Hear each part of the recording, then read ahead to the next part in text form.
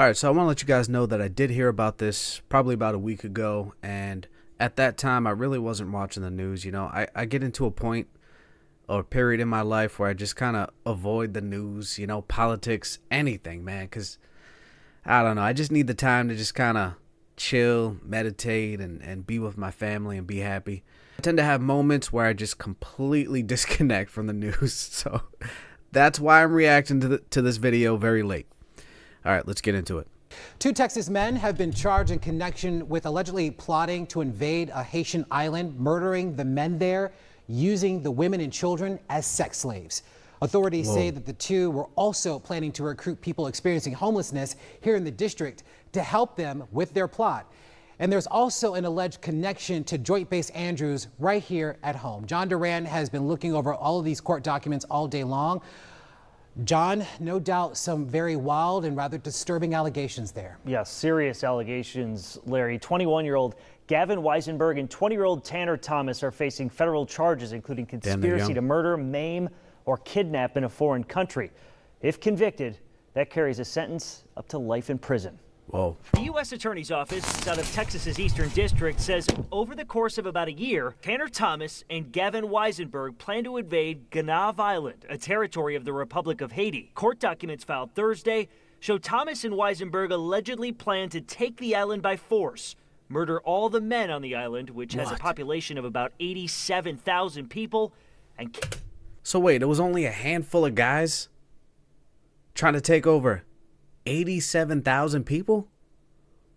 I don't know about that. That doesn't seem like a well thought out plan.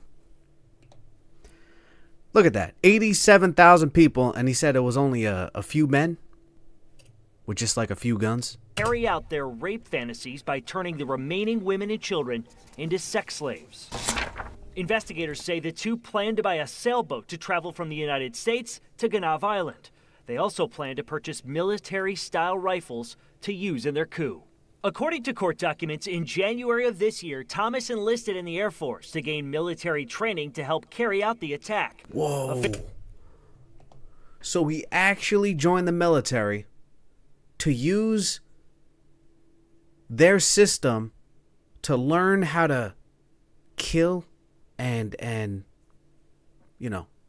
women and children. That's insane. That's insane. This shows you that people literally go into the, not everybody obviously, but some sick people go into the military just to get trained for their sick purpose or their sick reason or their racist purpose or reason. Crazy. February 2025, while in basic training, Thomas had himself reassigned from Ramstein Air Base in Germany to Joint Base Andrews here in Prince George's County. Court documents say he did this to be closer to D.C., so he could allegedly recruit people experiencing homelessness to be part of their plot. In August 2024, Weisenberg allegedly enrolled in the North Texas Fire Academy to get trained in command and control protocols.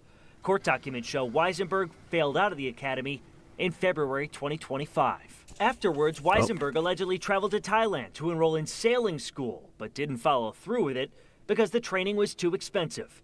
Investigators say the two suspects also studied Haitian Creole to help facilitate their armed coup plot.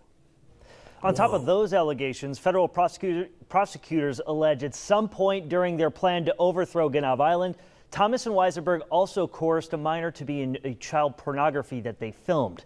They face 15 to 30 years in prison if convicted of that offense, Larry. All right. Of course, we will wait and see how things progress through the legal system. John Duran, we appreciate the information. Thank you so much. Miller, we want to warn you that this next... And this is exactly the reason why I told you guys I stay away from the news sometimes. Yo, this is crazy.